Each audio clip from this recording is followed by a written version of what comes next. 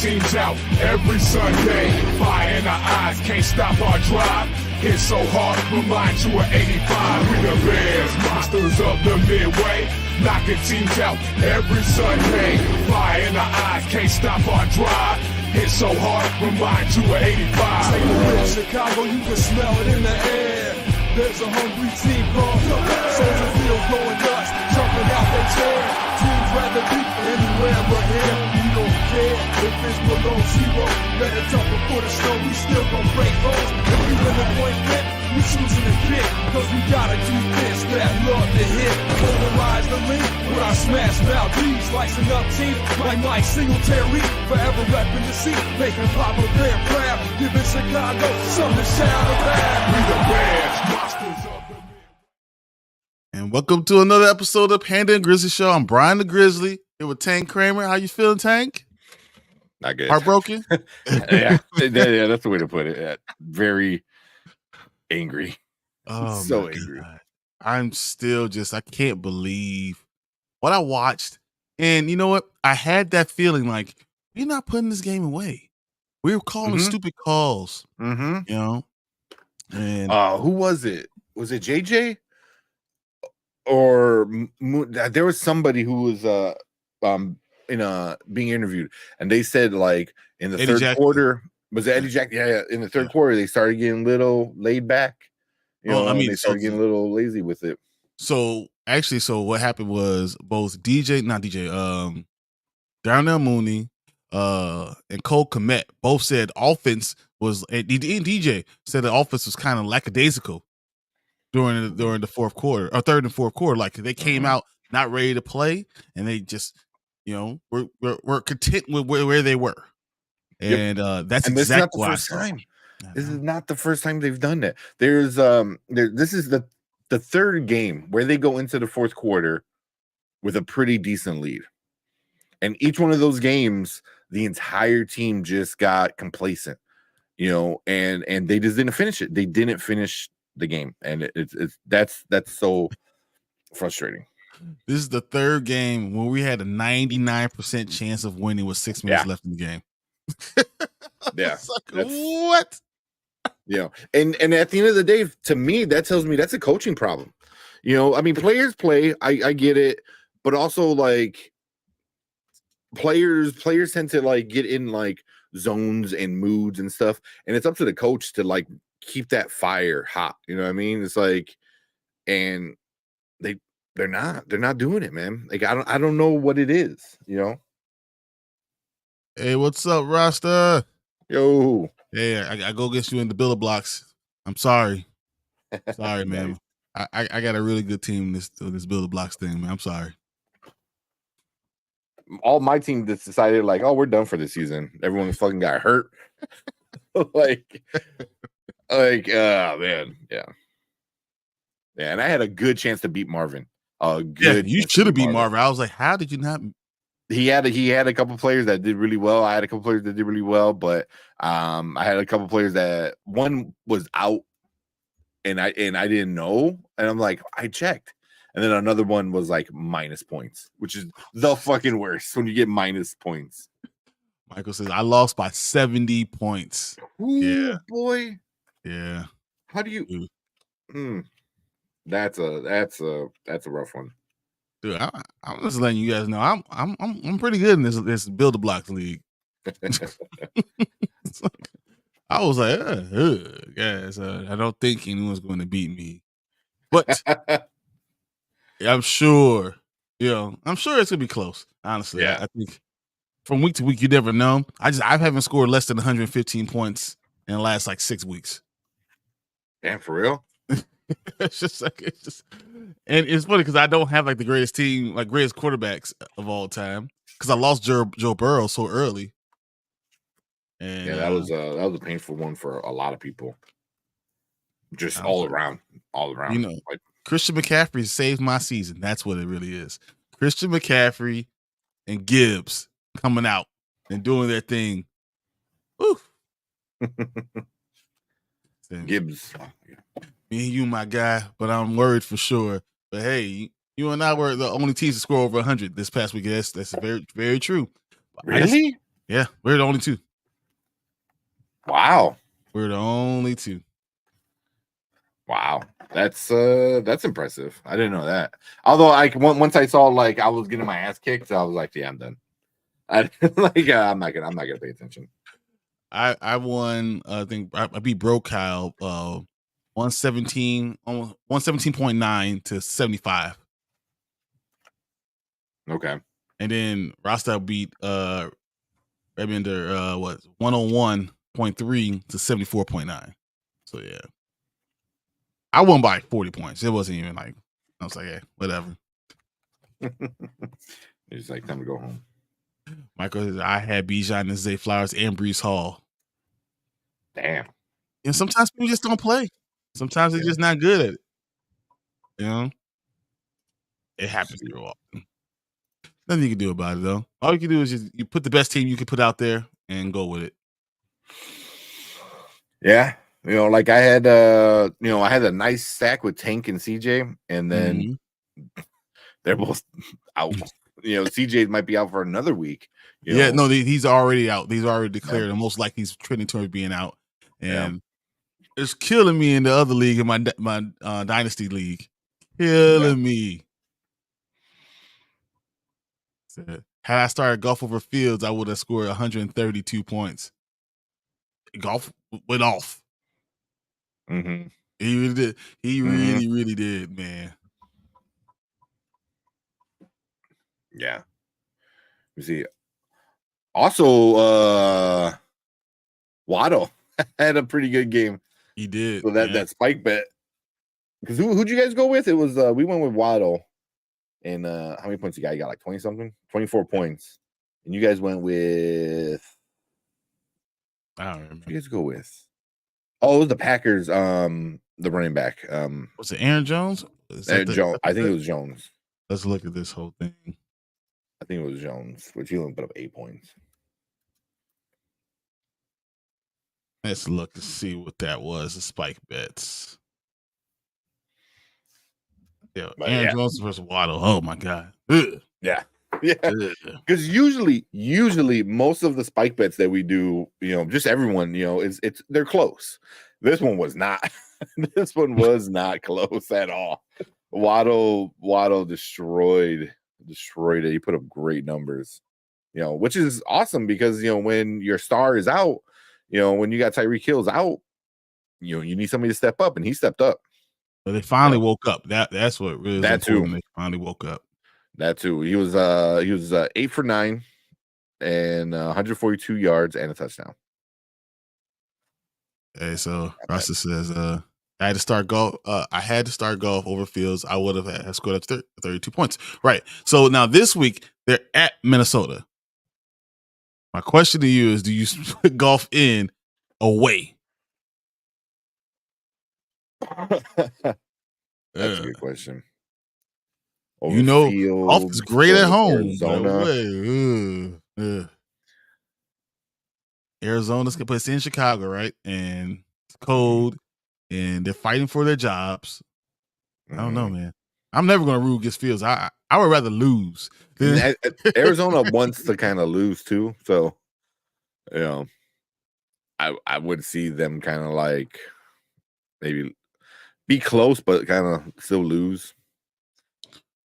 Okay.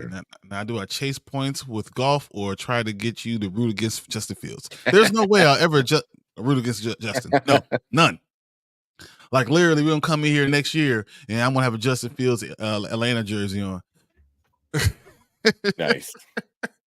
Yeah, the way some of these fans act. Eric Bieniemy also being the head coach there. That's what's going to be. Bieniemy is going to be in the coach in Atlanta for Justin Fields. That'd be scary. Yeah. That'd be super scary. It's a crazy week. Brock Purdy had 26, but Baker had 40.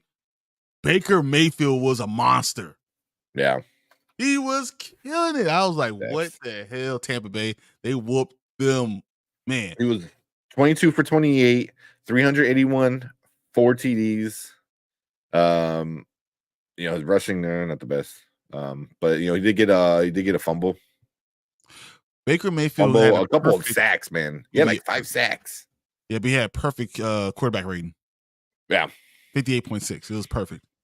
Yeah. When you throw 4 touchdowns, like it doesn't matter. Like, the fumble, it's like, yeah, who cares? You put up almost 400 yards to 4 touchdowns. So I heard this stat today. The Packers defensive backfield as a whole scored a 28% on For the whole as far as PFF. Yes, they scored 28%. or They were the awful backfield as far as pass defense. Oh, okay. As far as pass defense, they were that bad. Wow. They were awful. They said it's the worst display of defensive backfield like defending that's ever taken place in any game. Damn. I didn't think they were that bad. They got some stars out there, but I don't know. I mean, I really didn't watch the Packers game. Exactly. Damn. Everything about Green Bay, but good. Tampa. Golf is going to be in the dome at least. I think it's more being outdoor. It could be outdoor. I think it's home cooking's a little bit of him too. But that team is, it can't just be with all that time. It can't be that bad all the time, right? I think that's kind of what it came down to. Yeah. And then we got Ross to say, bro, go read the top 12 QBs for last week and tell me if I told you week 1 they'll be putting up that, you wouldn't believe that group. I agree. There's no way. Let's see if there's a way I can do that. Brock Purdy and Baker Mayfield and Joe Flacco threw for 212 yards in the fourth quarter. We're making freaking Joe Flacco look like he's Aaron Rodgers. A 38. After having a game where they couldn't do nothing. It was crazy. Man. What the hell? What's up? Hey, guys. Internet messing up. I just want to let you guys know today is Martin's birthday. Happy birthday, Martin. I'm so happy you had your 35th birthday. I'm so happy that you jumped on and we can say this in front of everybody. Everyone, if you guys see him, message him, jump on Dynasty Pipeline, do a little note or something. Let us know tomorrow. Let's all come out and throw happy birthday and up for Martin all day. So yeah, awesome, man. I'm really, really happy you jumped on, man. Oh, no way. Happy birthday, bro. Yes, it is his birthday and he's still doing stuff, but it's very cool. Very cool him still doing all the stuff, even for the other leagues, man. Yeah, that's true. Yeah, just getting home. Yeah. You should be just enjoying the day. Enjoying having all this stuff. Man. I was so happy. Okay. I was like, man. There you go. I was able to pull it up with through Dynasty through Sleeper. So here's the top quarterbacks for week 15, fantasy point wise at least. Goff. This is in our Build a Blocks league with however the point system they have set up. Goff put up 44 points. He was number 1. Mayfield 41. He was 2. O'Connell from Vegas put up 36. 36. Purdy 36. Minshew 29. Derek Carr 29. Browning 26. Stafford 25. Love put up 24. Mullins 24. Hurts 23. Mahomes all the way down there 23. Lamar 23. Stick put up 22 from the Chargers. It's like Wilson 22, Flacco put up 20, and then Lawrence and Allen both put up 19. That's crazy. That's great. If you would have said like Stick, like wasn't it Easton Stick would have put up like who like 22 points. He put up more. If you would have like, oh, this guy Stick is going to put up more points than Justin Fields in one of these weeks, you're like, doesn't make sense. And that's why so many people. That's insane. Dude, all these teams that did so well during the regular season in the first round of playoffs, we're getting beat. We're getting beat by backup quarterbacks. Yeah, backup quarterbacks. And that's why I love football, because you really don't know what's happening. Yeah. If you know how to play football, everything can change and drop of a dime. Like, all of a sudden everything changes. This stuff is nuts. I love football so much. I hate when my Bears do stupid stuff, but no. Yeah, fantasy wise, towards the end of the year, especially like every year, I know it feels like there's a bunch of injuries, but this year just feels like all at once. Like there's a bunch of injuries. I did. I slept in. It was nice. Had a few Army BS, to take care of. But I pulled a Brian and went to a comic book store today. Oh, what? Dude, that's nuts. Because it's the first time that I didn't. I was thinking about it too. I drove by. I stopped. I was looking at the window. I was like, man, I'm going tomorrow. I don't need to do it today. Same. I'll skip it today. Been celebrating my B-Day since last Thursday. I know that's why you went out there on Saturday. Yeah. I was surprised you made it Sunday. That's awesome, man. What's crazy is that there were more different starting QBs last year, probably because my Niners had 4 of them. Yeah. You're like, we're making the playoffs somehow. Yeah. It doesn't matter. You were playing anybody. It was like going on in the crowd. That was the next move. If Purdy didn't work out, it was like, who wants to play quarterback? Just go into the crowd, pull somebody out. No, and it worked. Yeah. The Browns will overtake number 1 over the Ravens. Well, Joe Flacco playing the way he's playing, can I see it? He threw 3 interceptions. Yeah. He should have thrown 2 pick six. But that defense, they're monsters. Yeah. They're like, if you don't have a great offensive line, I don't know if you beat the Browns because they're just going to beat you up. Our best offensive lineman, Tevin Jenkins, is in concussion protocol because he ran to a wall named Myles Garrett. And Myles Garrett didn't do it on purpose. He just turned around and was a brick wall. Yeah. And it's just like, sorry, I'm 6'5", 320 pounds, and I was going to knock you over. Sorry. Get out my way, little guy. And then he's sorry. He tried to help him up. He was a concern because he's like, man, I'm sorry. You ran into me. Did he? I didn't notice that. I didn't pay attention. That's funny. He's like, oh, my bad. I didn't know that, man. He like turned around like he got like a mosquito bite. He's like, what was that? What was that? Yeah. Bro, I was like, what the F? Between me and Sandy, she got herself something too. We legit spent $101.57. I said in my head as I'm tapping the car, well, call me Brian today. Yeah. It happens. Every time you go to a comic book store, you can get all type of stuff.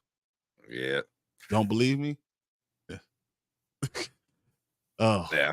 101 stuff, man. I had to cut back a lot of my comic books. I couldn't do like $60, $80 a week, you know what I mean? So it was like, oh man, okay, I gotta read just the important shit. Yeah. So yeah. I mean, I'm looking over here. I have so much stuff over here. Yeah. And I'm trying to read all of it, but like I'm really loving like this cover. Oh, the Spider-Gwen. Yeah.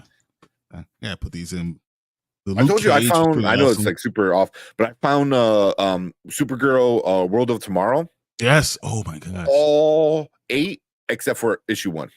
I found 2 through 8, but no issue 1. And I was so pissed. And I was looking so hard for it. And I couldn't find it. So I'm gonna see if I can order it somewhere just so I can add it. Yeah. Get Christmas coming up. We might find something. I know it's a little different, but this is still like one of my favorite covers where Kraven kills Spider-Man. Yeah. That's awesome. Yeah, I wouldn't mind finding all 6 parts, but this is the one I was like, yeah. He's like holding the suit. Browns have an easier schedule than the Ravens. That's crazy. I don't know if they're going to overtake the Ravens. Because they could have easily lost this week. They should have lost this week. Pulling up for the Ravens, for the Browns. They should have lost. They did everything in their power to lose the game. And we were at least one block, one catch.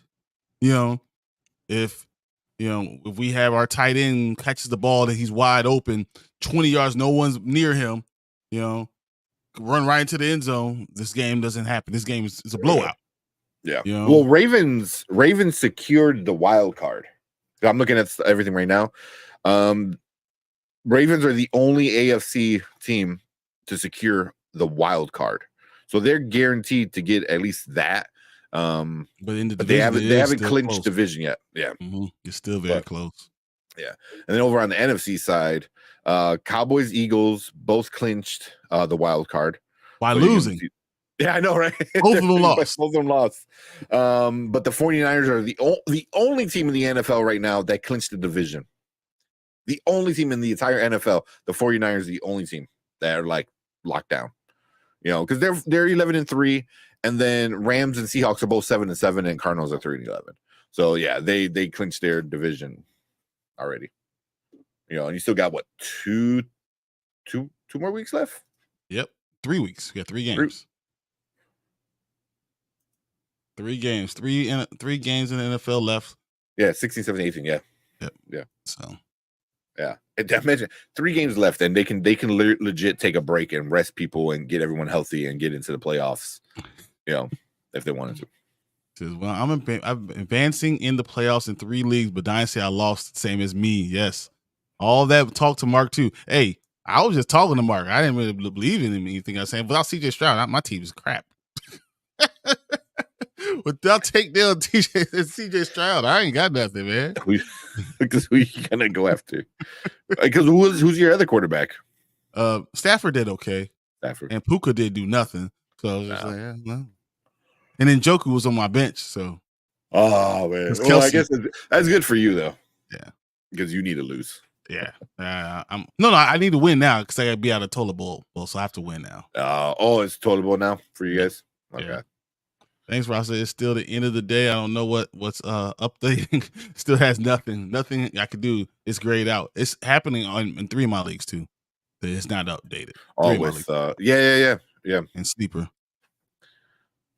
There you go. And says, I don't know how Arthur Smith still has a job. I'm telling you, Eric Bieniemy is going to be the head coach of the Atlanta Falcons. I'm telling you guys, watch. Eric Bieniemy is going to be the head coach of the Atlanta Falcons. I don't know if the Bears are stupid enough to go ahead and trade Justin Fields. I don't know if they're actually that stupid, but if they did, because I think you should build around him. I don't care what anyone says. If he hits those 2 passes, then we're talking about him throwing for 260 yards and 3 touchdowns instead of 2 interceptions on Hail Marys. So yeah. Robert Tonyan dropped an easy, unbelievable touchdown. And Darnell Mooney, you want to see something? I want to bring this up real quick. Is it that picture is like, yes. This was interception? Like that kind of thing? Oh my God, that was so painful, man. I don't know how this picture is an interception. Somehow. There's a better picture. There's a picture where it's the ball is in his hands on his chest. There's that picture. And then he, like, if someone told you this play right here was going to be a ball intercepted, would you believe them? How? I don't even know how it's possible that the ball was intercepted. Like, you complain about getting the ball, bro. Whatever. Go sit down somewhere. So Arthur Smith gets relieved of his job duties ASAP, and I hope so. The price. The greater question is, how is Staley still a coach? Dude, we're not even talking about that. But I did get some good news from Adam Schefter today. I don't know if anyone else saw this about the Bears. I don't think I did. Luke Getsy will be relieved of his offensive coordinator position. I did see that immediately. Like, he is not making it. Eberflus has made the defense better. If the team finishes at 8-9, Eberflus might end up staying. If Eberflus stays, Justin Fields probably stays. So somebody did a poll, and it was like 54% was once Eberflus to stay. And I, like you said last week, it's hard. The defense is doing the defense since we got Sweat is one of the best defenses in the league right now. Dude, like we should have won this past game. What he did. Montez Sweat now leads the Bears and the Commanders in sacks this season. Because he had 6.5 with the Commanders, and he's at 6 with the Bears. 6 with the Bears. He literally leads both teams in sacks this season. Hey, thank you, Mark. Appreciate it. But Yeah. man, that one trade has polls safe. I think Eberflus is playing so well that if they win these last last 3 games, he's staying. If Justin Mhm. does okay, he's staying. You know, and I And think they go ahead and build it's around. so frustrating. It's so frustrating going on Facebook and seeing all these like groups that were, I'm sure you're in a lot of them too, and seeing people are like, doing the whole, SpongeBob like meme kind of thing, or like, oh, all we need is Marvin Harris Jr. Is like, yeah, you mean somebody who can catch the effing ball? Yeah, that's what we need, man. What are you talking about? It's like, like, but we need a head coach as good as Eberflus is. Maybe it's the offensive coordinator that can step up and do it, but we need somebody who doesn't take their foot off the pedal. At least at the Or very no, least offensively. that has the quarterback in the team's best interest at heart. Instead of trying to make them fit their system, he actually does it right. Like he actually says, "Oh, I'm going to fit what we have into my own system." That makes more sense. That's what I'm hoping for. I actually have this picture I do want to show before we get off this subject because I don't want to stay on it because it's gonna make me sad. But let's see. Here's the picture right here, guys. You see the ball. It's on his chest. Yeah. Somehow his hands are above the ball. So the picture before, it was under. Like if you go to the picture right above it, it's his hands are under it. And then the picture that you're on right now, it's the hands are above it. Look, below the ball, making a nice little bucket, for it to just to fall in. And then maybe when he falls, he fully hits the ground, when his ass hits the ground. I don't know. It was so. Darnell Mooney is literally, I honestly, I think he had a bet on the Browns. I'm betting that's what it is. He was betting on the Browns. Ball, it gets kicked up. Look, the one in the bottom right over there. It ends up in the air. The go over 2 more. And then that. Yeah. And then we get this. And then it's like it's bad. It's like he kicks it up. It's so painful, man. Like somehow that throw became an interception. How the F did that happen? I have no clue. Like, dude, you are something special. And then, oh my God, hearing some of the people talk about it, they're like, oh, Fields didn't have any sense of urgency. I was like, what? Like, you want your play calling. You're stupid. Well, at least with that play. I saw people saying that. I was like, it doesn't make any sense. I was like, you want your quarterback to be calm, patient, make the throw, and he put it where it was at in the group, and everything happened how it was supposed to happen for a Hail Mary. It got popped up. He was in the right spot. A beautiful Hail Mary ball. Yeah. He really does. It was great. It was great. Here's a good question though. Is Justin Fields worth a first round pick or a mid-second or third? Honestly, if you traded Justin Fields, you'll be lucky to get a late second or early third. Damn. That's where his trade value is right now. Yeah. So in my eyes, why the freak would you trade him? Yeah. He's better for you. You get an offensive coordinator that can use this guy. Why not just go all in with that? And then you have all these picks. You're going to bring 2 quality guys, and you're going to have a boatload of money again. Spend money on a left tackle. Oh, my God. Draft a center. Yeah, Braxton Jones, you're done. We need a new center. And Tevin Jenkins is by far the best lineman we have. The problem with Tevin Jenkins is he can't stay healthy. No. And you want to know who's our lowest graded player from this past game? Ooh, good question. I'm not sure who. Nate Davis. Yeah, that makes sense. Our right guard that got used. He was being used like toilet paper. He was being used like toilet paper. I was like, dude, what is wrong with you? Why are you on your ass already? Like he was blocking. He's all on back. Like, all right, what you doing, man? Yeah. But Nate Davis being our lowest. Who do you think is our highest graded player on offense? On the offense, Mhm. man. Ooh, shit, man. It's got to be was it Jenkins? It's Tevin Jenkins still. I'm like, what's it? Because I'm It's like, I'm trying to think of still. anybody else. Like because he was when he was playing and when he was healthy, he's When so good. when He's so he's good. healthy, Justin Fields plays 10 times better. Yeah. 10 times better when Yeah. he's healthy. Did you hear the stat at the beginning of the game? This is the first time since Justin Field has been a Bear They had that 4 there's weeks straight. 4 weeks where they Yeah. had the same O line. Yeah. 4 weeks. That's not even a handful. That's still yet 4 weeks, and then obviously next week it looks like Jenkins probably is going to miss the He's game. questionable. Yeah, They're saying, well, he was knocked out. He was knocked out on the field cold. So I don't know how he's going to play, but they're saying he's trending towards possibly playing. I mean, unless you weaken and Bernie's him, you know. I mean, like, hey, I'd rather have him than Cody Whitehair. I don't know what the hair he is, but I'll tell you this much: that's $14 million we're going to save next year. Mm-hmm. I'll cut him tomorrow. Yeah, without question, without question, super easy. You know, he's Cody Whitehair's gone. You know, you draft a center. You know, you keep who the fuck do you keep?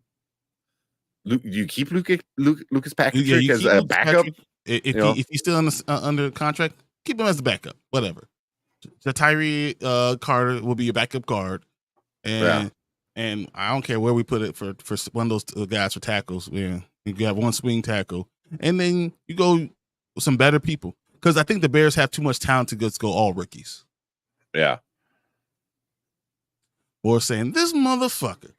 That's what was going on. We see the picture of down there Mooney. They did such a good job. So we used to do. I don't know if they did it for them, but we used to do Hail Mary drill. Mm-hmm. And what it is you're one of the tallest, higher jumping people. What you do is they throw the Hail Mary high at the tip, and your job is it's either to catch it cleanly, or you tip it up to your guy who's trailing. Yeah, that is the drill. That's what they do. It's basically like playing. It's just trying to go up there and tip and get the highest at the highest point. And if you can't catch it cleanly, and you have 3 guys around you, you tip it to your teammate. That's exact. And they did it perfectly. It was perfect. It was going right into his hands. He was in the best possible position. No one was really around him. I don't know what to say. Like, that was it. He literally saved Robert Tonyan from me just cursing him out right now. Yeah. Like, I was gonna come on and curse out Robert Tonyan. That was my whole goal. And I saw what he did. I was like, this mother, you dirty rat. You dirty rat. It's that not fun. Hey, there he is. What's up? How's it going? Nothing much, man. How you been? Just finding a little something in my system. I don't know what. I don't know if you hear my voice. Yeah. Sound good? Yeah. Join the club, man. Join the club. Yeah. He's been sick for like 3 weeks. I don't know. Yeah, it's like over at least like a month and a half at this point. Yeah, this is my second week here, so I'm like, Jesus Christ, I can't. It sound like Tina Turner or something. I don't know. What's love got to do with it? But how you guys doing? How the hell are you guys doing? We're depressed. What you talking about? Depressed. Why? You know why? Why? Did you not see the game? Actually, no, I did not. Oh, so that's why you're coming on being happy and stuff. Bella was in cheerleading tournament. And she won first place, so it was worth missing it. However, I had my AirPods on listening to the game. My babies and my wife are in a dance recital. Oh, nice. Both of them. And you know what I was doing? Going in the back. What the hell, Tabooty? You got like one eye looking up and the other eye is looking down on the phone. Yeah. Just like a true iguana right there. Yeah. Unbelievable. No, I just heard a little bit of what you were saying about Robert Tonyan. Mm-hmm. I knew he was going to just be there because anybody who had Robert Tonyan with the Packers last year in the fantasy league, he didn't do that well. He never did. He was just a big body block. And with Komet there, I knew he wasn't going to do much. Well, Robert Tonyan is really more of a pass catching tight end anyway. But with the biggest thing with him is that he was always Aaron Rodgers' safety net a lot and a lot of things. And then 2 years ago, he was even better. The younger he is, and the better he is. But I think he's just rusty. The play does not work with anyone else but Robert Tonyan, because you need a guy who's quick enough on the backside dig that's going to be able to get over the top and beat the backside linebacker. And that's exactly what he did. You see him beat him by 8 yards, and Justin Fields threw a beautiful ball. That ball was perfect in every single way. Over the defender's head where the defender couldn't get it. It was hit him in the hand. It was right in the hand. Hit him in the head, and then hit him in the chest, and then dropped the ball. Like, I don't know how it happened, but that's what literally occurred right there. So now I want to get back to that. So now, if that would have happened, if you would have caught the pass touchdown, the Hail Mary would have never really existed. Darnell Mooney would have never been under this pressure, or the Bears would have been under this pressure. However, the play calling, week to week, seems like it's a good week, bad week. I remember, what was it, last week, 2 weeks ago? The Bears had three wide receiver screens back to back to back. Oh yeah, we average more wide normal receiver screens than anybody.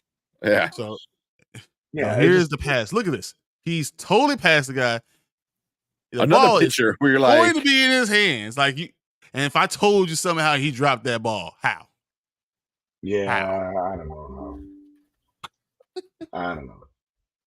I don't know how. It just, maybe he got nervous. Like, oh my God, he's actually throwing to me. What is this brown thing coming at me? Because he never. Well, how many catches he got? 1? 8. Yeah, he needs to practice. Yeah, he needs to practice. He needs to do your damn job. You are a professional. This is what you're supposed to do. Because That's Robert a rookie Tonyan, mistake. Robert Tonyan, actually, I lied to you. I said Nate Davis had the lowest score grade from PFF. Robert Tonyan scored a 35.2. Oh, he was the lowest. He was the lowest. Followed by Kerry Blasingame, who was a 35.2. And then Nate Davis, 38.1. I don't like Davis. Yeah, no, he sucks, man. I don't. My problem is, if he was at left guard, I wouldn't care. Yeah. My problem is that I had Darnell Wright and I had Tevin Jenkins grading people and just taking them and mauling them up the field. Like, you run behind those two guys, and now you can't do it. Considering since Justin's right-handed, let the left side of the line go. Just let it be crap. No, but you can't, because what that does is put your blind side. You can run it. But you're putting your blind side as the guy. So all they would have done is then put Myles Garrett on that side, and been the blind side guy coming off the edge and just destroying Justin every day. No, don't. All he has to do is run. Just keep running it. Put an extra. Yeah, but then you overload the right side with the linebacker, and it's like you're gonna run. You got to run to death 4 yards. Run 4 yards to death. It's like that's what. Here's what you do. I just want to picture this. Okay. If you got right, and yeah, I understand his blind side. I understand that, but you can't do it with someone who's not mobile. Justin is mobile. You put a tight end. You put Tonyan out there on the left side as well. So now you got 3 blockers. Have Garrett there, and then in the backfield have he was destroy all 3 of them, or Freeman back there as the extra cushion, and have him roll to the right. But then you have 2 less people that you have in the pass routes, and as far as that goes, see, I think the real problem with what you're saying is that we're so bad at center. Yeah. So if you ever notice that when they blitz straight up the middle, he comes in scot-free. And what they were doing is they had a spy 8 yards back. So they had a spy on Justin Fields 8 yards back, sitting. So he'll look and wait for the running back to go block, and then he rushes, because now his responsibility is no longer there. So he sits, he watches the running back, say Roshan goes away. He's no longer there. He rushes straight ahead at him, and now you have an extra rusher coming free. And because our center is so crappy, there's nothing they can do about it. I And understand that. with that happening, and then that defensive line destroyed our offensive line. Like they blew them back everywhere except by Darnell Wright. He was the only one. Him and Tevin Jenkins were the only ones able to do anything against these guys. Right.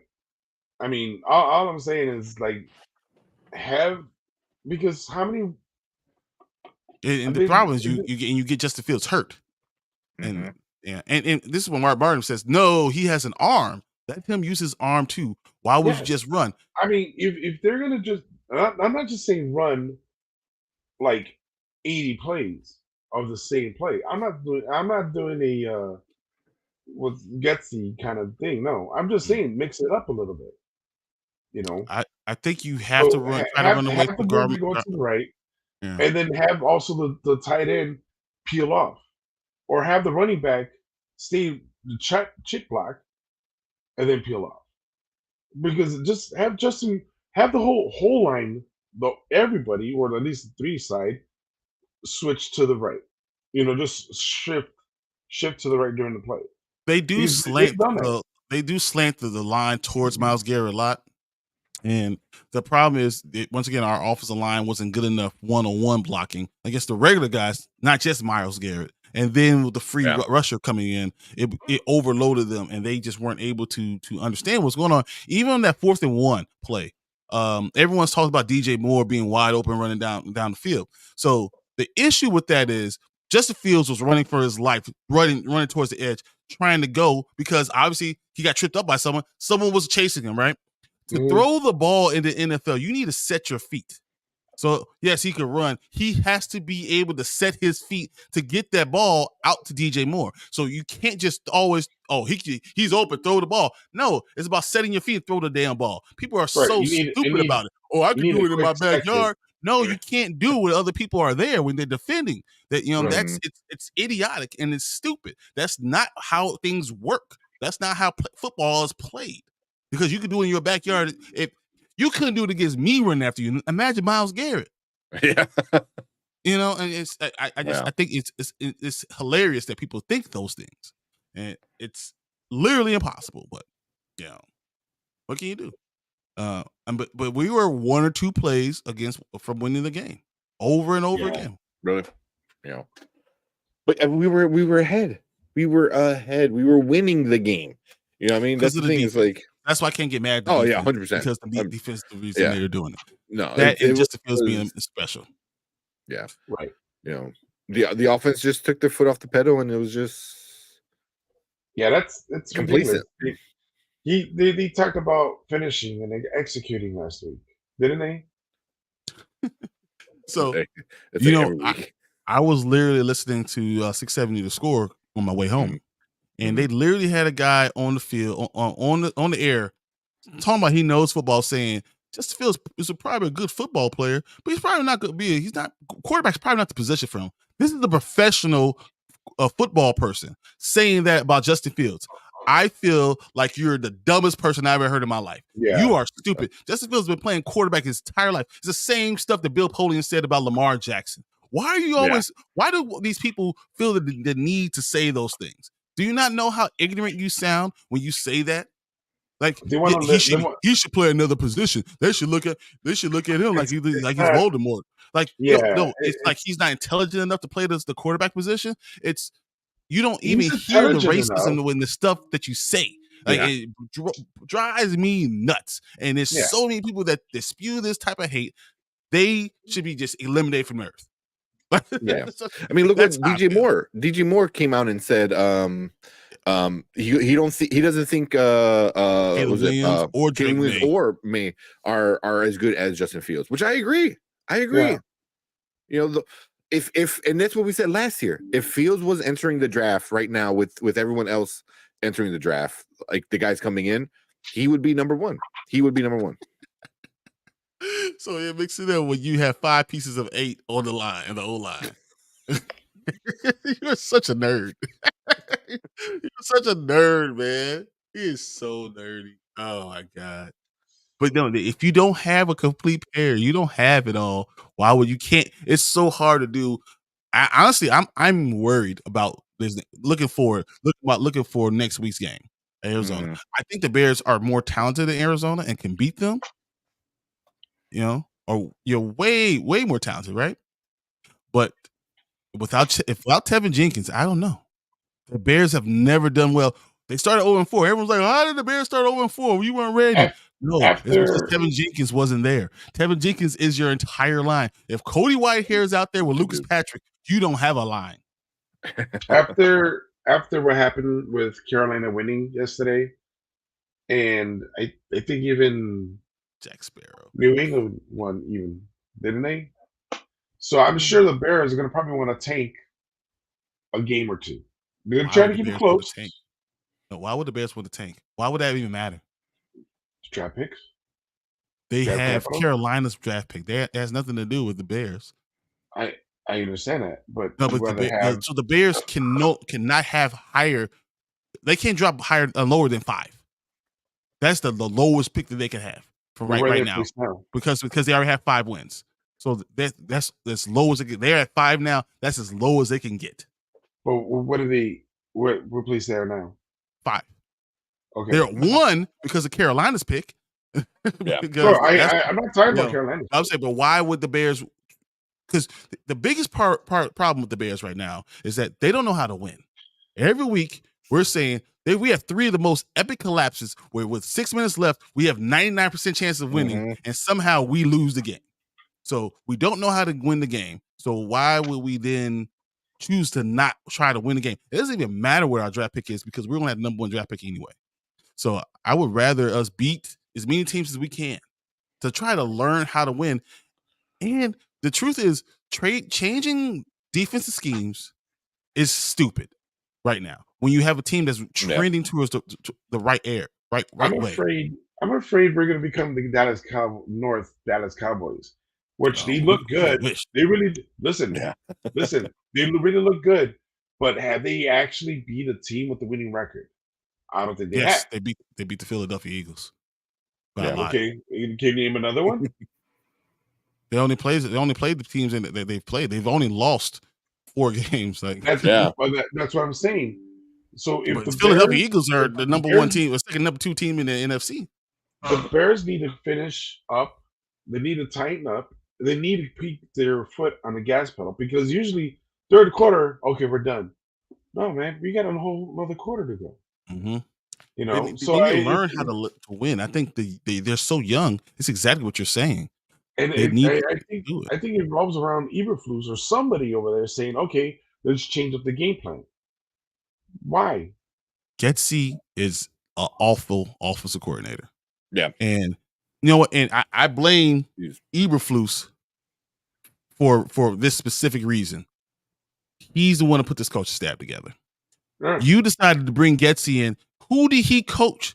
Why does Aaron Rodgers think that you coach Aaron Rodgers? That means you could coach Justin Fields. Yeah, that makes no sense. Why would you? That you're not coaching a light quarterback. You know, so someone who's like Justin Fields, you want to coach that coaches a guy like that. Eric Bieniemy would have been no matter what 10 times better because he coached a quarterback who's been mobile, who knows how to do it, who has an arm, and he can show him how to do it. Mm-hmm. Yeah, I mean, just think makes more sense. The coaching staff that Eberflus brought in, like the defensive coordinator got let go. So Eberflus has been to DC, and now Getsy's going to be gone. It's like how? One question is how much pull does the head coach have with getting an OC? Because I know they brought in a new defensive coordinator.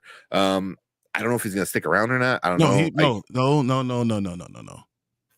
Eberflus is the defensive coordinator. He is calling the plays. Yeah, he's calling. He says if I stay, he's still going to be a defensive coordinator. The guy that they brought in is handling the day-to-day job during the week, but on game day, he's calling. He's calling the play. I mean, he's like, I get what you're saying. Like he's that, but like you brought in, but he's the guy. But then it's like, who's going to be in charge of hiring an OC? It's going to be Eberflus. He already proved that he can't do it. Have we heard this before? Does it sound familiar to anybody? I know. We got a defensive coach who might be good at a coach of defense. You know, he don't have a Southern draw, but he still might be good at coaching defense, but he sure can't get offensive coordinator right. And then we have a quarterback who can't keep an offensive coordinator for multiple weeks at all. He has to learn another system again. Yeah. That's the well, that's why issue. hopefully the next OC they bring in is he's not learning a system. The system's being built around him. That's so different. That's so different. You know, and that's why I hated was it who's the dude that came in for with Jay Cutler that made like the West Coast offense. The one who traded Mike Martz? Mike traded, Martz. Mike Martz. You're the dumbest. He's so stupid. You traded Greg Olson because I don't know what to do with tight ends. Then you're stupid. And you have Jay Cutler who still could have been, you know, an amazing quarterback. And you're doing this stupid shit. You know, you have Forte, you know, you had good receivers. Your O-line was trash, you know, but you had other things. And it's so annoying seeing like trying to stick, you know, the square in the round hole. You know, it doesn't work. It doesn't work. And that's my worry about bringing the offensive head coach sometimes, though. So, like, once again, we did that. We got rid of Lovey, brought in a guy we thought was going to be an offensive guru. Who was it? Trestman, was it? Trestman, yeah. Trestman, because what he did with the 49ers, when he was offensive coordinator, what he did with Alouettes and Didn't he come from Canadian Football League. Or something like that? Yeah, but he was with 49ers before then. He had a long history of coaching good offenses and stuff like that. He was a terrible leader. And we do those things, and then we were like, oh, man, the offense should be good. And it worked for 1 year, but if you don't have a good leader and the team doesn't believe in him, then it doesn't work. So that's why I feel like give Eberflus one more chance. Justin Fields, he's not going to be expensive for you right now. So 1 more year, you know, do this 1 more year. Trade that first pick again, trade it and push it back to next year's draft, and give him that last year. Get an offensive coordinator, pick up 2 unbelievable players in the first and top 10 picks. Build the team around them. And get me a center in the second round, and let's see what happens. Yeah, that's all I'm saying. Yeah, and let's see what happens. Yeah, it says so. Fields will win an MVP in his career. I think he will too. But not with the Bears. I think he could if you had the right. Because let's just say we get the center I'm talking about. We get a left tackle and free agency. We get Marvin Harrison Jr. and we get the defensive end, the rush from Alabama, and those are our picks, right? And then we fill in the gaps, you know, with other guys. Get another running back, get another defensive back, just in case safety.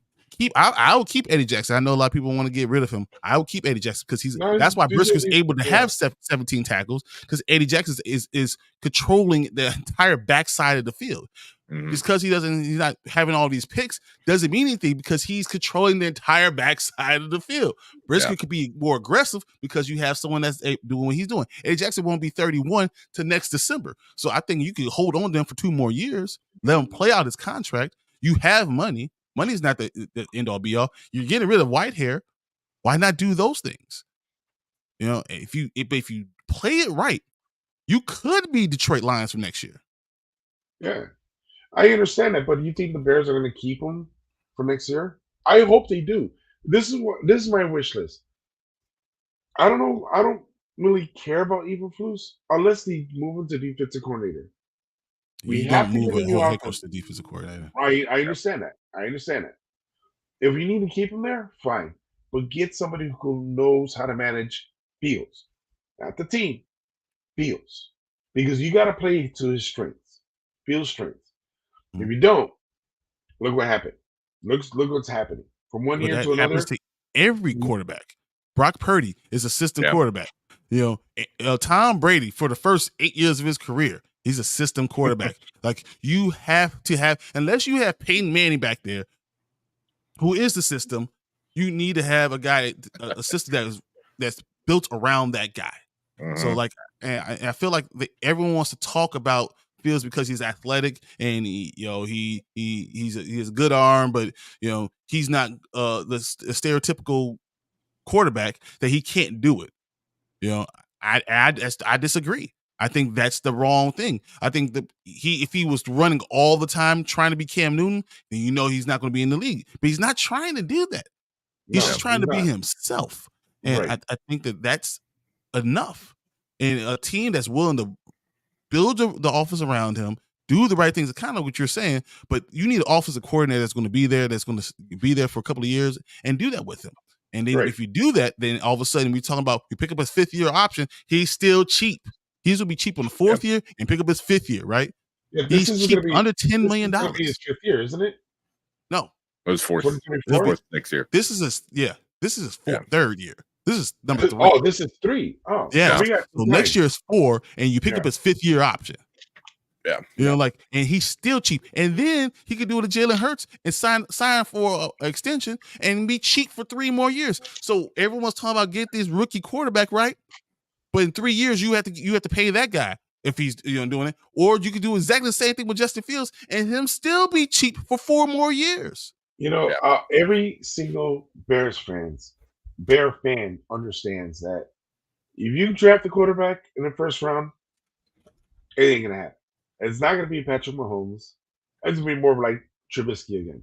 It's not gonna be a Watson. It's gonna be a Ryan Leaf kind of guy, because we don't have that stability structure. Right, we don't. So we need something to do that, and I believe now I can breathe a little easier. I'll be honest, I can sleep a little better at night because I'm thinking this is it for Fields, or next year that's it. But now if it's not that it's true, but I understand that now that I know we got Fields at least, hopefully for 2 more years, cheap on the cheaper end.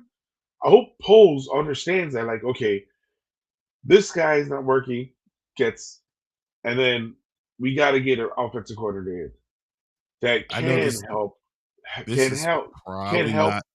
Fields' strengths. This is probably not a popular opinion, what I'm about to say, but I believe Greg Roman would be a better fit in Chicago, and because of the way they did what they did with Lamar Jackson at the beginning, and eventually as Lamar grew, you need to get someone who's going to open up the offense a little bit more, right? Yeah. But if you build an offense around what you do well, it's what Lamar Jackson did for the first couple of years, So you build that offense, right? And then the only issue with that is that if you do draft Marvin Harrison Jr., you can't get Greg Roman, because then you have 2 number 1 receivers, and then that doesn't work out. But if you were just going to keep him, that's possible. I don't think we even have a shot to get Marvin Harrison Jr. Why not? We have the number 1 pick. Yeah. Oh, so we're gonna spend it on a receiver? You can easily. What you do is you trade with the Patriots because they want their guy, and they're afraid of someone else jumping up, right? So you trade with the Patriots, let them have the number 1. You take the number 2 pick, and you draft Marvin Harrison Jr. And then by that time you take you trade their pick, and you get 2 2nd rounders, right? So now you replenish your 2nd rounder this year, and you get a 2nd rounder for next year. So now you have 2 2nd round 3 2nd round picks next year, because you have Carolinas, you have the New Englands, and you have our own. Right. Okay. Because I know, and then you use that to trade back into the 1st round pick. So they do want it, but they're number 3. So it doesn't matter what they want, as long as you get before Arizona, right? As long as you jump in front of Arizona and stay in front of them, and you trade the pick, you do those things, and you can build a juggernaut if you do it the right way. Yeah. Poles has the capability of doing that. Poles has shown that he could do it. I mean, he robbed Carolina. Like, he's good with stuff like that, and I can see him doing something like exactly what Brian's saying. He's like, oh, now we got a bunch of 2nd rounders for next year. Let's trade some of those and get back into the 1st for next year. The 1st round. We have 2 1st rounders again. Yeah. It's just, so you can do some stuff, and I think Poles, he comes from a system that knows how to keep, like, constantly, Kansas City always kept value. Like, somehow it's like, how do you keep getting these great guys? It's because they played that game. They knew how to play that game, and Poles is from that system. So I trust him enough where I'm like, okay, like, I don't.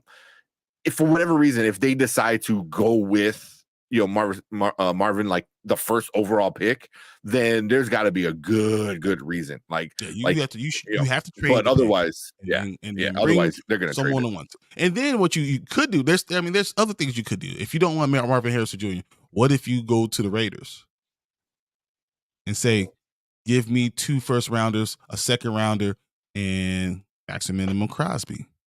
Ooh. You know what I'm saying? Like, there are things you can do to make this team unbelievable. Yeah. How old is Crosby? 28. Is Max Crosby? He might be even younger than that, honestly. Yeah. Max Crosby might be younger than that. Yeah. I'm just afraid all these first rounders, it's going to catch up and bite him in the ass. See, Pose is playing Madden. 26. Oh, wow. Pose is playing Madden like real life Madden. That's what I'm kind of enjoying this for. So I 100% agree with Brian. Yeah. With Greg Roman. Greg Roman? I don't know, man. That's rough.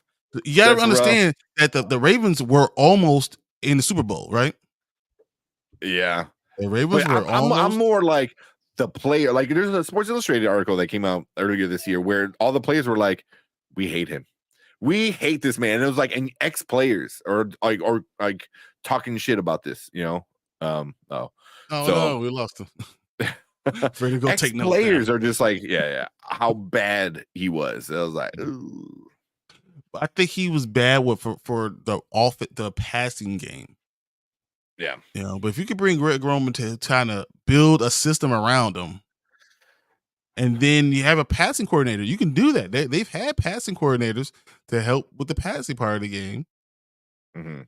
And you mold those things together, because you're not going to get a great offensive coordinator, because everyone's looking at Eberflus, right? And they're going to say anyone worth his salt is not going to go ahead and deal with that, right?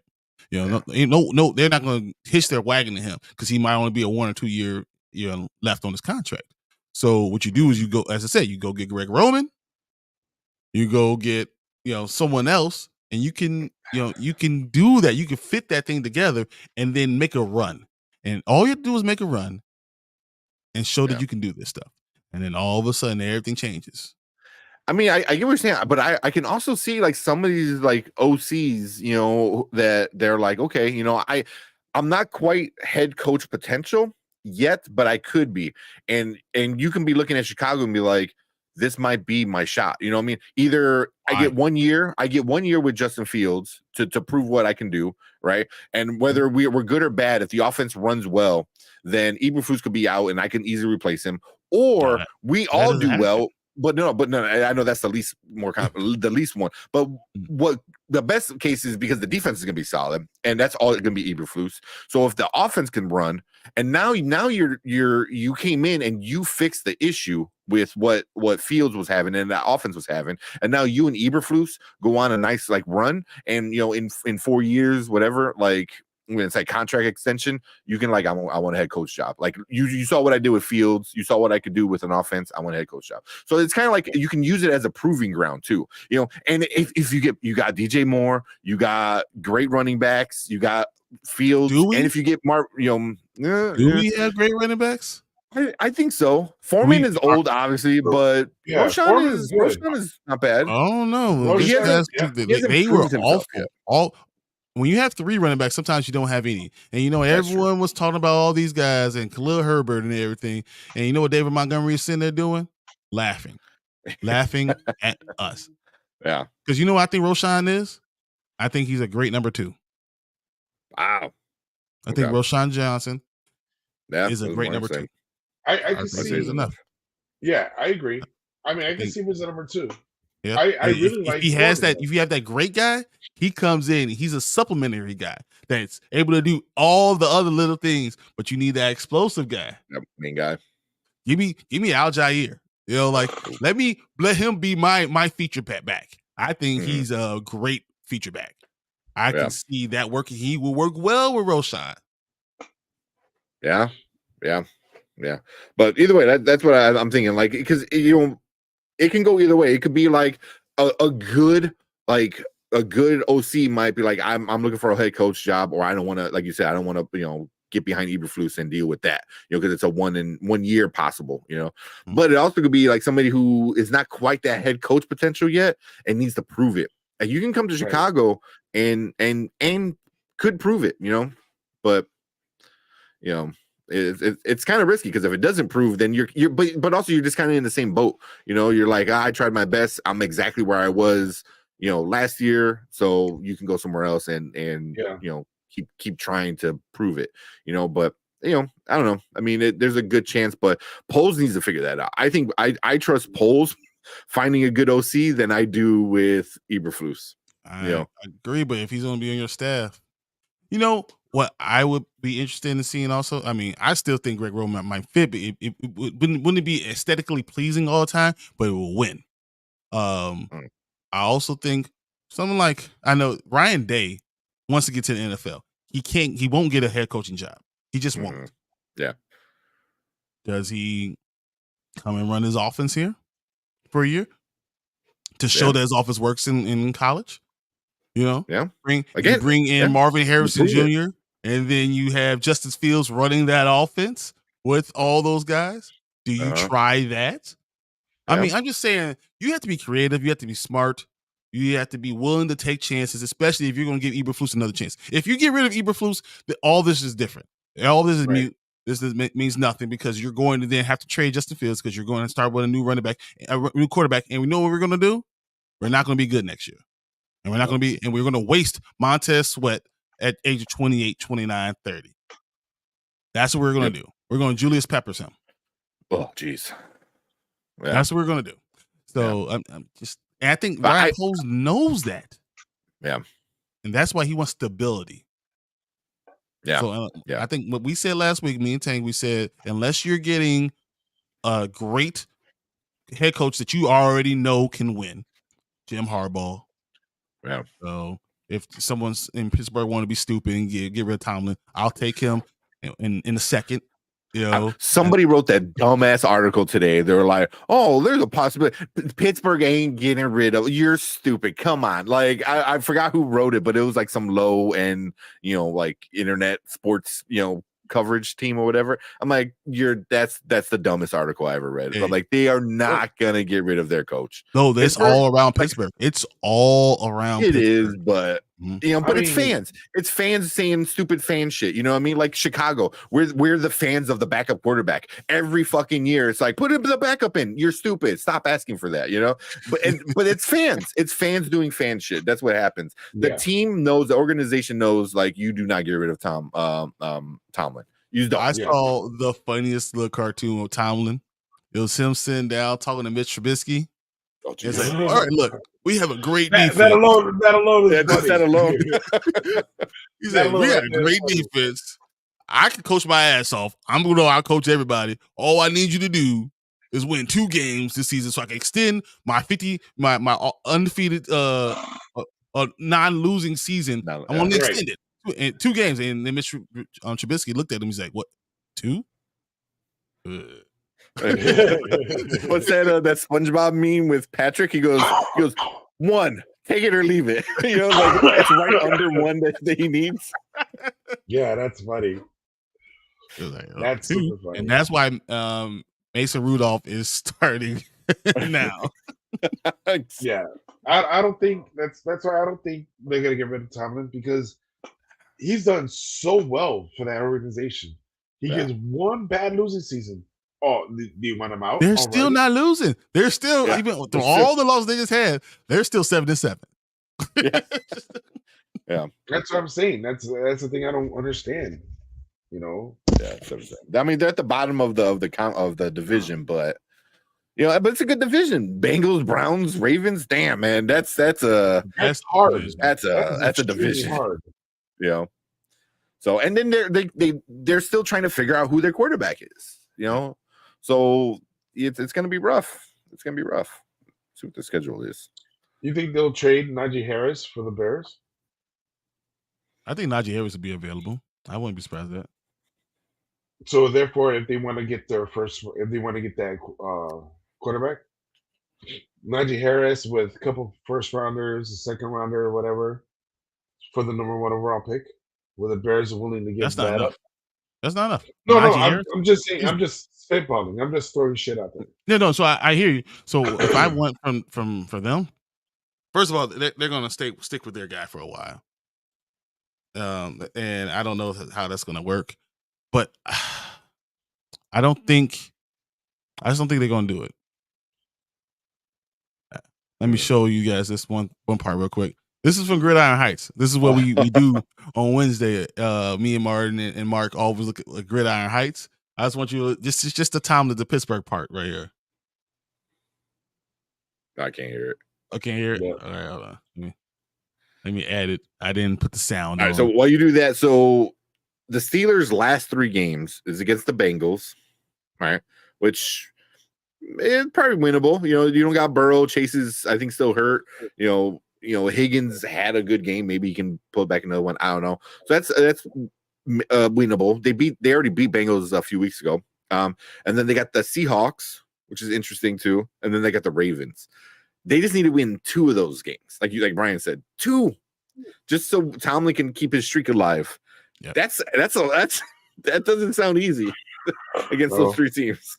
But Mason Rudolph, I mean, he's going with it. Mike Tomlin's done more with less. That's true. That is true. All right, let's try this one more time.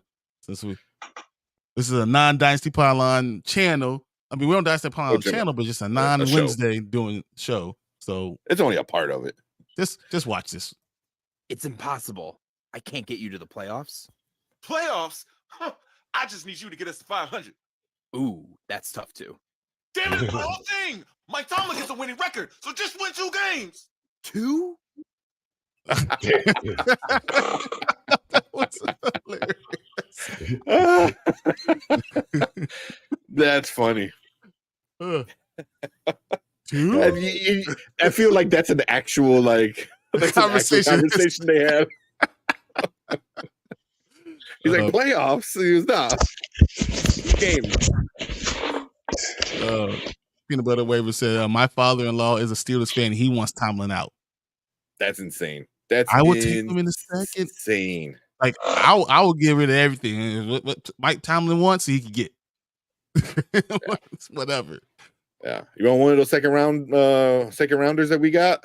Take it. We don't have them yet. We don't have anyone right now, but that'll be another second round well spent.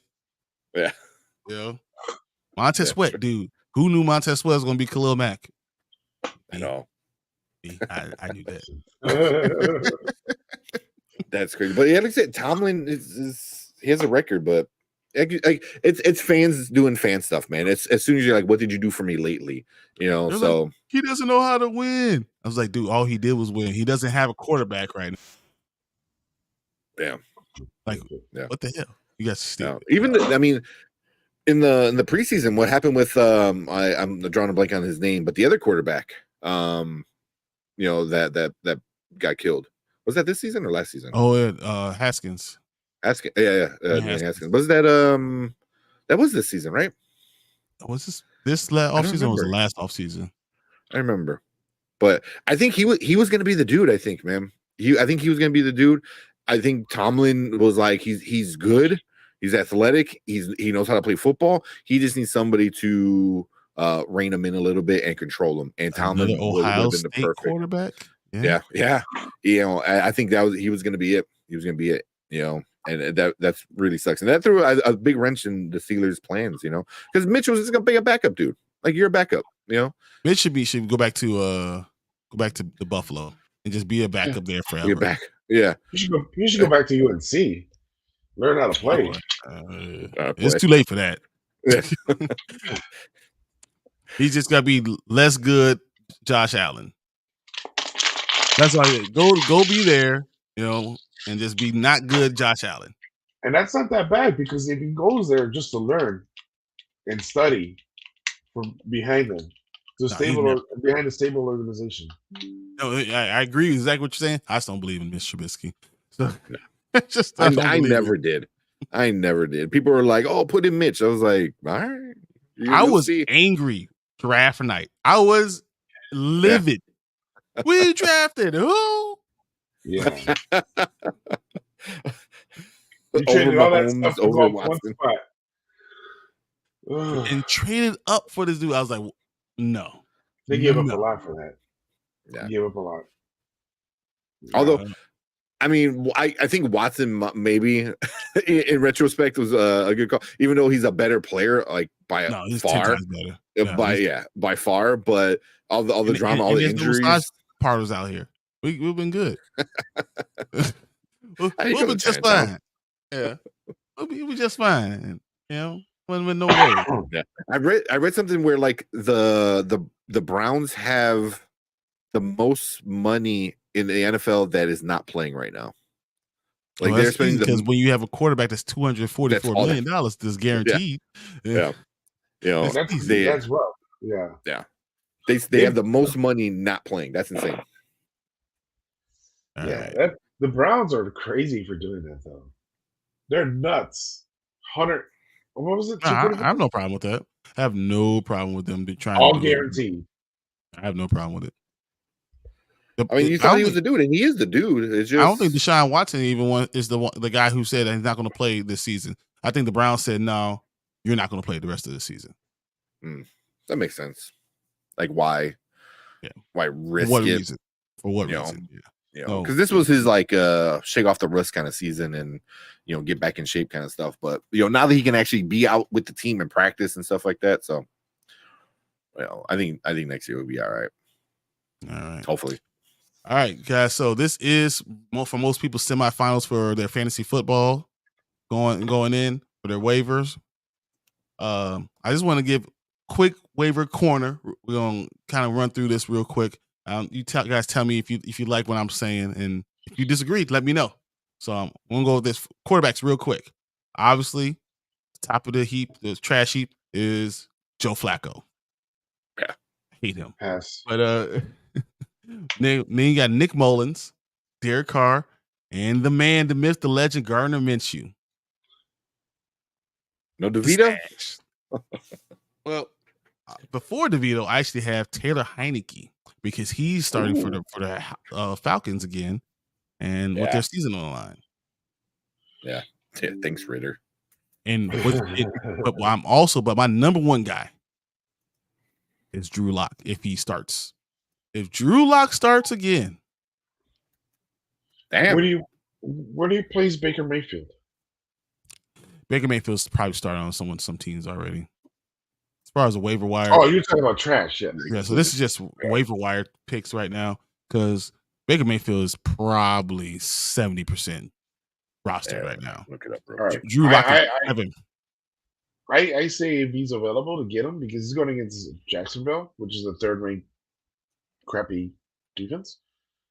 And they're also playing for playoff because remember, a lot of teams they clinch or they need that one win and they're pretty much going to get it. They're going to start benching their starters.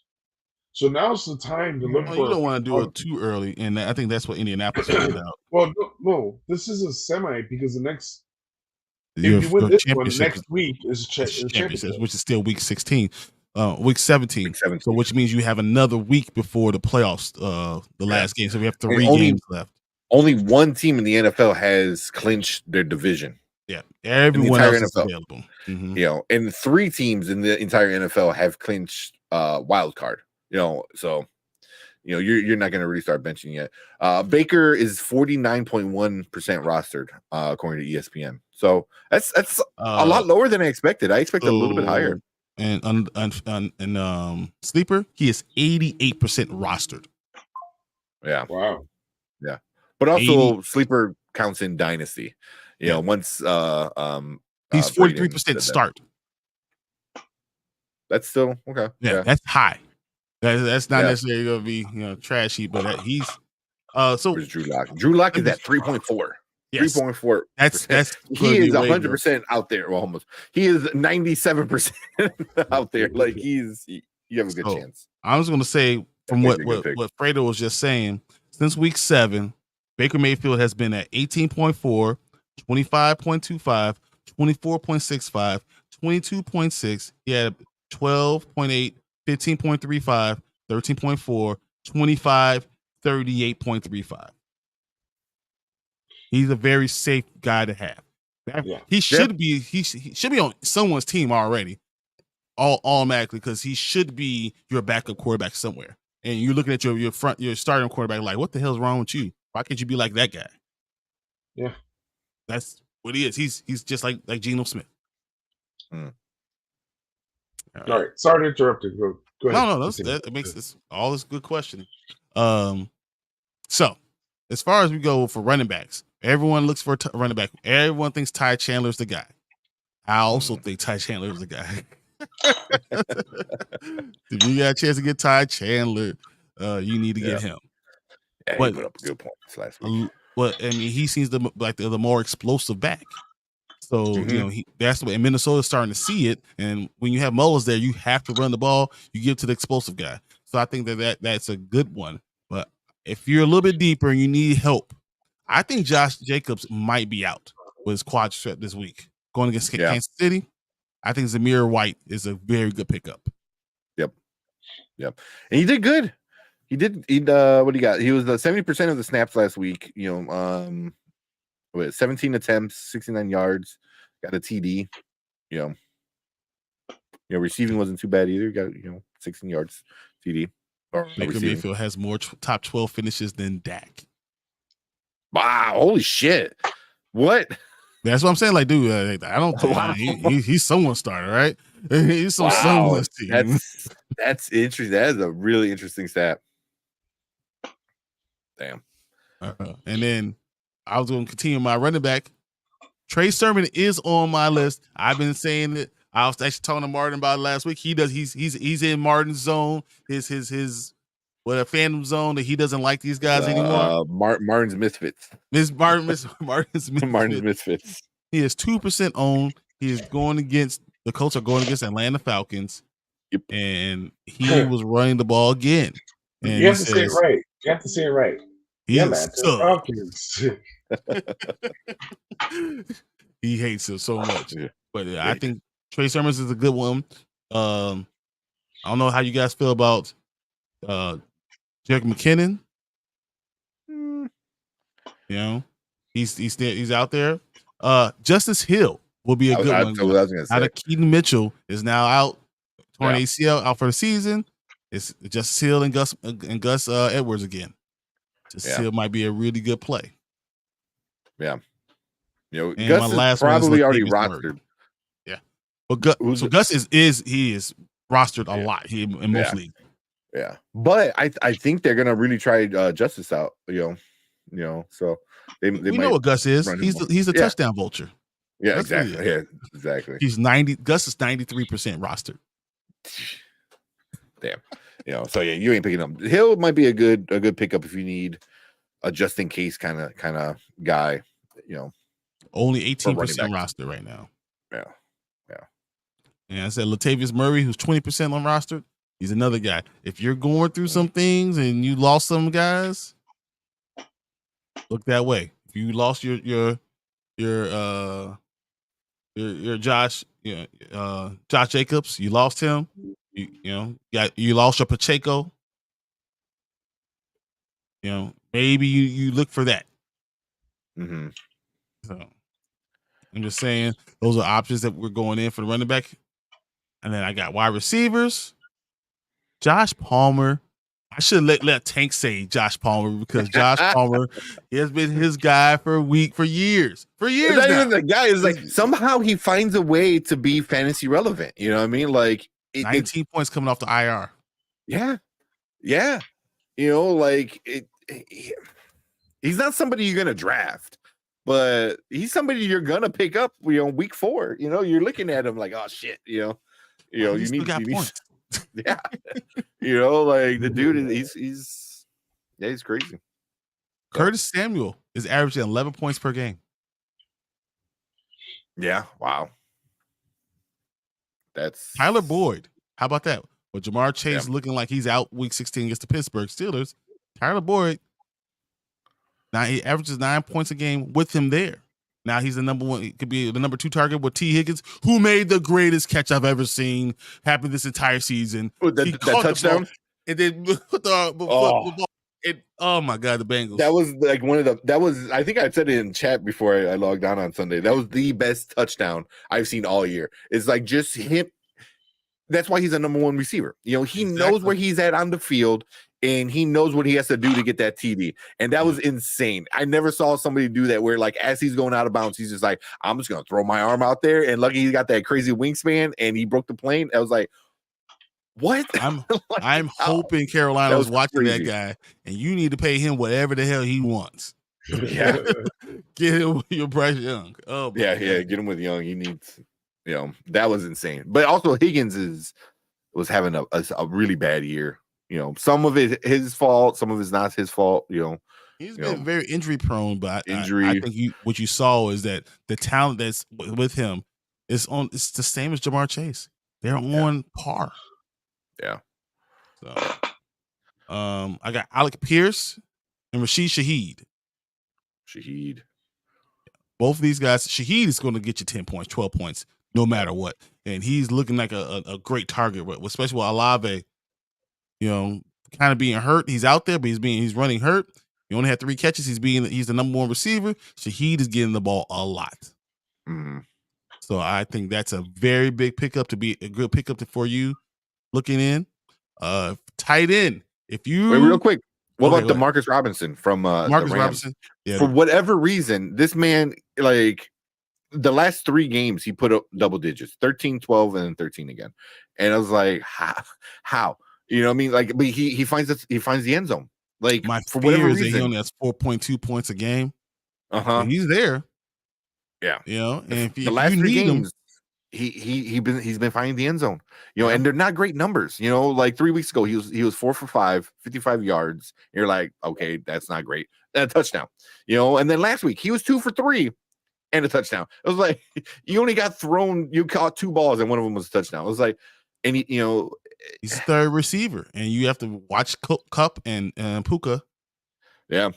So that third receiver, it's either him or Higbee. Yeah. And finally Cup is back in it. He's showing who he is again, putting up all those big numbers, stuff like that. So which you need somebody else to throw it to, and Puka's not showing up, so you're like, hey, here's a little dump pass, catch that touchdown. You're getting Puka, who is actually it's not that he's not showing up, it's that the teams know they have to guard, so they're trying to double both of them. Yeah. And Cup is getting his catches. Puka's not getting as many catches, so then they have to throw to the next option. Yeah. Yeah. All right, we got Samuel Barrow in here. Yo, who's the best at flex this week? Ty Chandler or Ken Walker? If Kenneth Walker's out there, you start Kenneth Walker. Wait, who's Walker going against? Hold on, let me pull it up real quick. Against Tennessee. Yes, you play Kenneth Walker. 100%. I think so. Yeah, it doesn't matter. Chandler's going against Detroit, so it doesn't matter who Kenneth Walker's playing. It really doesn't. I promise you guys. Kenneth Walker, if he's healthy, especially now that Charbonnet's hurt again, Kenneth Walker all day, baby. Yeah. Ty Chandler, I love him at flex, but I like Kenneth Walker at my running back. He's a RB edge of 1. He's the edge of 1. Yeah. Yeah. And if you're running him at flex, that's It means you probably have a good team. Yeah. I want to know where Samuel was ranked at. Are you like, are you going against like the top guy, or are you the low guy? Are you somewhere in the middle? Because usually it's what the top 4 are playing right now. Yeah, usually, because you're going to semifinals, you're probably in top 4 right now. Yeah, so I'm kind of curious because you got Ty Chandler, which is great, but then you also got Ken Walker. Like Kenneth Walker is like a starter. He's somebody you put in RB 1, 2, if whatever you got. Because he was hurt, I think that's a lot of people were able to get him. Yeah, and that's just lucky. Yep. So there he goes. He goes, I'm ranked second out of 14-man league. Nice. Obviously. Yeah. You're able to pick up the right people at the right time, Ty, and then you got Walker. So yeah, I think Walker. If he's your flex, then I want to know who's your starting running backs. You're winning. That's what Yeah. it means. Yeah, exactly. Yeah. That's awesome. Okay. But I was saying tight end right now. If you have a chance to get Darren Waller, go get Darren Waller. Man. It's crazy because Darren Waller, you would think he's talent-wise, he's a top 5 tight end in the entire NFL. And all of a sudden, he's playing, and DeVito is throwing the ball to him. And, he's doing this a lot. and Darren Waller's getting 9.8 points. So, like, he's getting he can get you a touchdown. So, I will look for them, and they're playing well. And Philadelphia is reeling. Mm-hmm. They're reeling. I don't know. So I think Darren Waller is a great pick. I think Hunter Henry would be interesting, especially going against Denver. He's averaged about 8.6 points a game. The last couple weeks. And he's been scoring. He's been in the zone. In the zone. So I don't know, Billy Zappi, he's Bailey, yeah. And Bailey Zappi and Hunter. So that's good. And then my last one, I'm gonna go with Tucker Kraft. Now I'm not gonna say what team he's from because I hate them. I literally hate them. But Jordan Love is doing well, and he's looking at Tucker Kraft, and he's the only one left right now. He's on, and that's just what it is. Yeah. Hey, thanks for liking the stream, James. So McCaffrey and Barkley are my running backs. Nice. Winning. With Kenneth Walker your third, you're about to win the championship, bro. You have 3 starting running backs. You're gonna win the championship. That is a good squad, and they're all healthy right now. Mm-hmm. Exactly. You're going into this week looking really, real nice. Real nice. Yes. Real nice. Mm-hmm. Last question: who do y'all think should be MVP? I already know what Brian is gonna say. I want to hear what Fredo says for this. Yeah, we talked about it last week a little bit. I didn't study it. Ask her, who do you think is MVP? Let me let's say about the offensive MVP.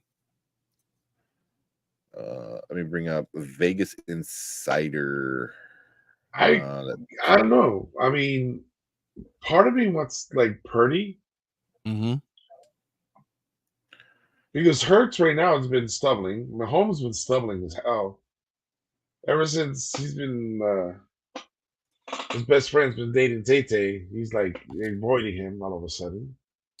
My auto's not doing a good job. I know. Yeah, my auto's not doing good. My auto. That's right. Yeah, I mean, the only guy. These are the odds right now. Oh, Purdy, yeah. I just mentioned it, yeah. So Purdy, I would love for Purdy to win it. Actually. That'd be crazy.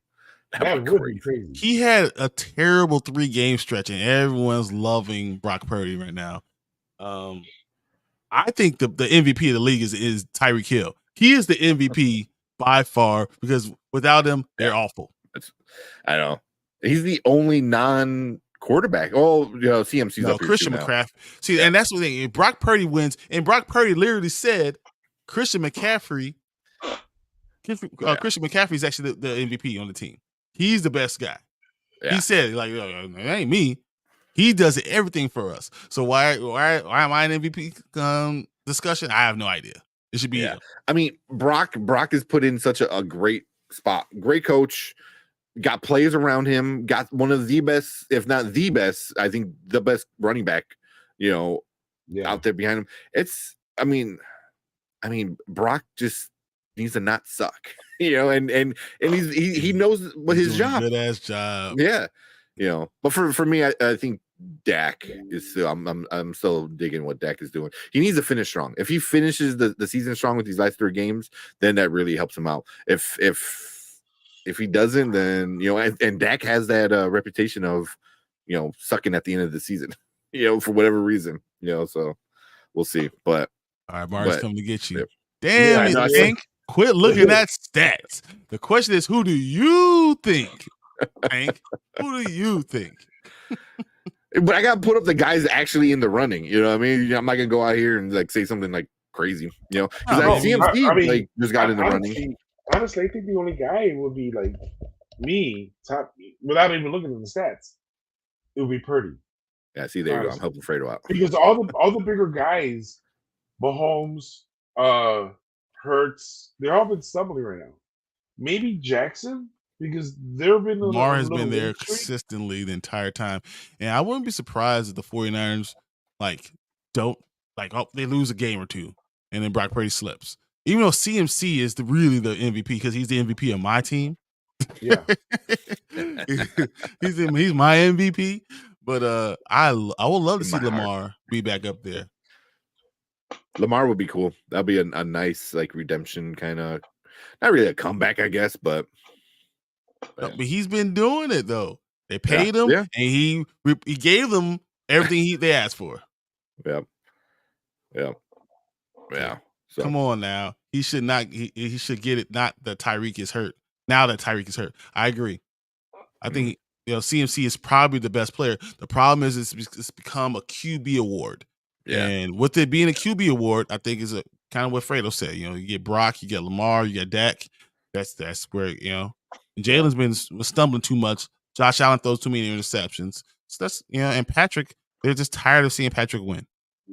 Unfortunately, I think CMC is going to probably get noticed on a Madden cover because he's going to be so good and well-rounded on that, and he's more of a workhorse. And if CMC wasn't on that team, no, there would be nothing. Who else? Who's going to carry that team? Honestly, taking from Debo from Purdy. Yeah, but Debo going to do so much.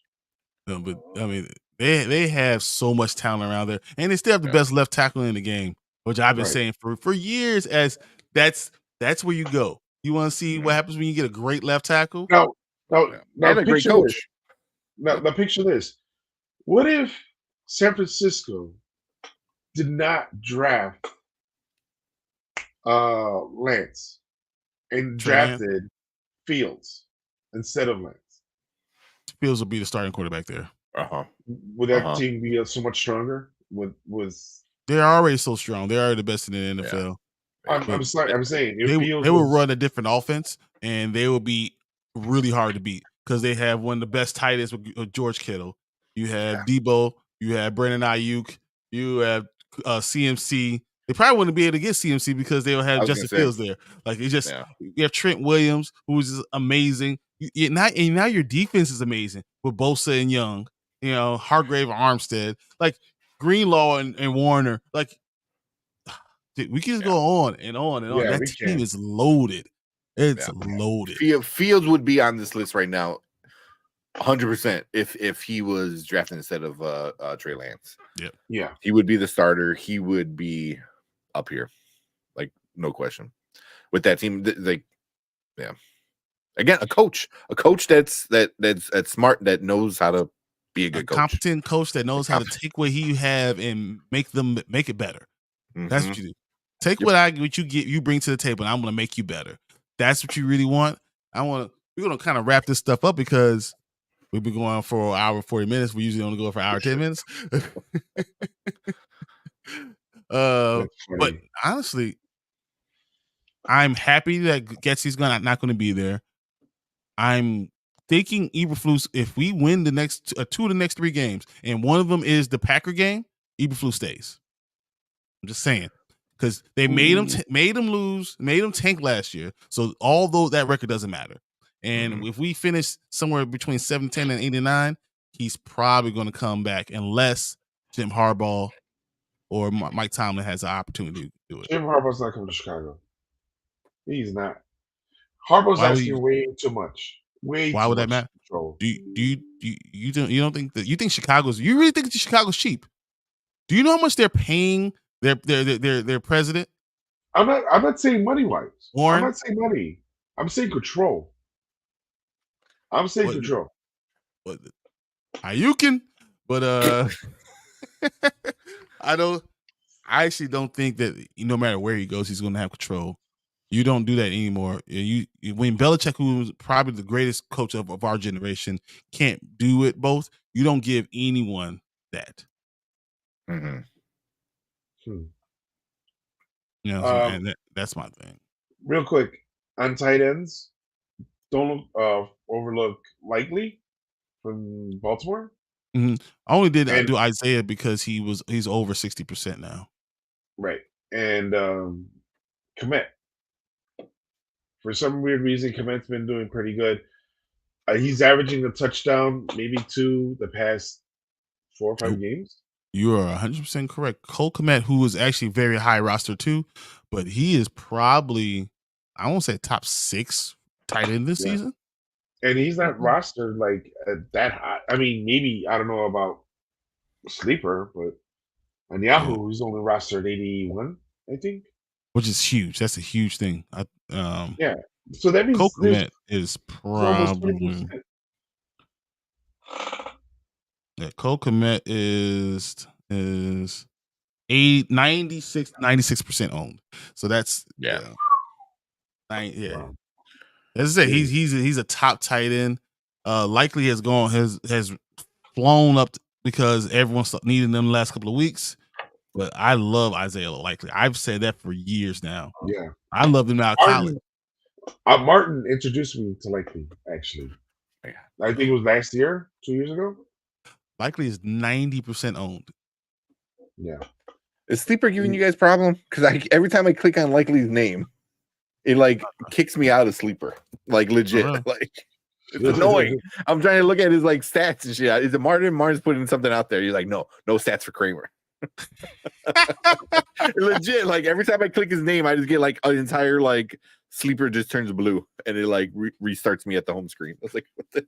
That's funny. All right, we're gonna finish this with one last question. What happens this Sunday? Depends. You think is Fields going to stay in the play the whole game? Why wouldn't he?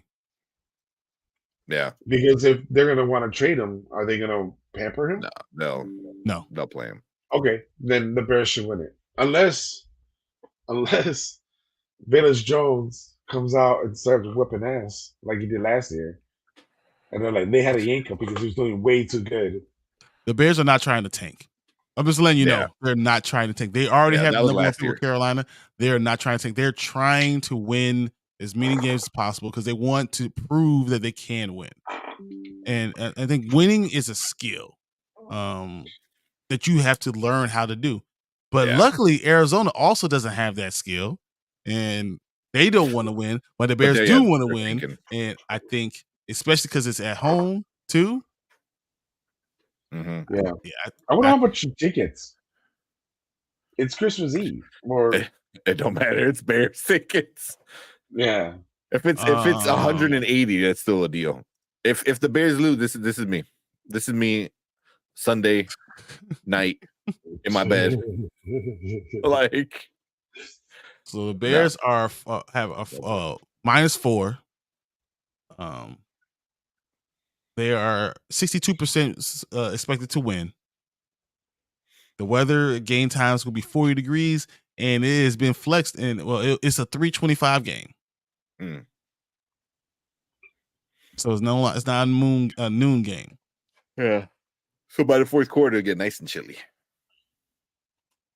Would you guys be surprised if I told you that DJ Moore has 80 receptions and 1,100 yards and 7 touchdowns this year? Yeah.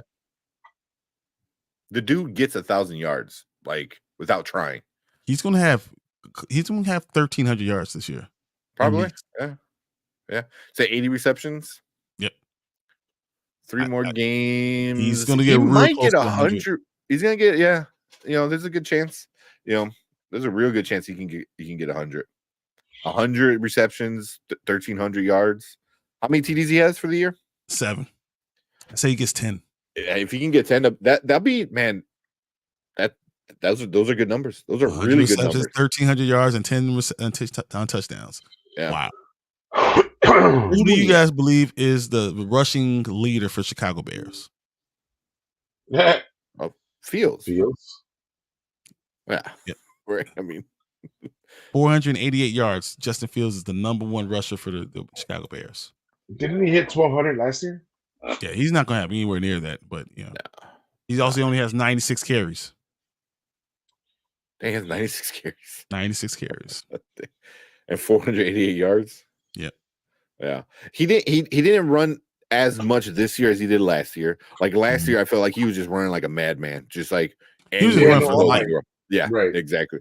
This year it was not doing it as much. It was more designed too, which is good. And he still had sometimes he ran. But yeah. His Bear tickets as low as $33. So you know. Yeah. My question to you is then, Tank, what happens this game? Bears win. I think Bears win. It's gonna be a Bears win because Carolina or Arizona doesn't want to win. You know what I mean? And that's what it's gonna be. It's like Bears are gonna win, and I think they're gonna look pretty, but also Arizona's gonna lay back a little bit. You know what I mean? I think Murray might kind of remind you who he is a little bit too. I think he has to, maybe against a good defense, but it's that defense. They're going to go out there and was like, "Hey, you wanted to come back." Montez Sweat is going to be dominant, and I like Javon Dexter. I like Justin Jones is not having a terrible season ever since he got there. Everyone has gotten better on defensive line. Walker, all of them have gotten better because Montez Sweat. So I think that's really interesting. Yeah, but I can see it like 24 to like 13. I actually agree with Martin right here. That'll be a good game. Trey McBride might blow up for 100 yards and a touchdown. I don't think he gets 100 yards because of Brisker and Eddie Jackson, but I can definitely see him get a touchdown. Yeah, definitely see him get a touchdown. So I don't know if you guys know this. Sweat leads the Bears in sacks, and he also leads Washington in sacks. Yeah, we talked about that earlier. Yeah. Did you? I just learned about this. If it ends with him at Washington, well, obviously Bears, but if it ends with him, Washington still being the highest in Washington, is that a record or something in the NFL? Like it says never happened. Yeah, that's what I was gonna say. That's because that's gonna be crazy. It's like one dude is the leader on two different teams. That's crazy. 120 yards. Get out of here. Just kidding. It'll be a good game. I don't know. I think the Bears win comfortably. Yeah. Yeah. That's why I'm like at least 10 points. They're gonna win by at least 10 points, So we'll see. Yeah, man, because in Chicago towards that fourth quarter, man, we'll see. Also, the stat about the Bears in the third quarter, the Bears are like shut down in the third quarter. They do not allow points in the third quarter for the past 5 games. No, they don't. They allow all the points on the fourth quarter.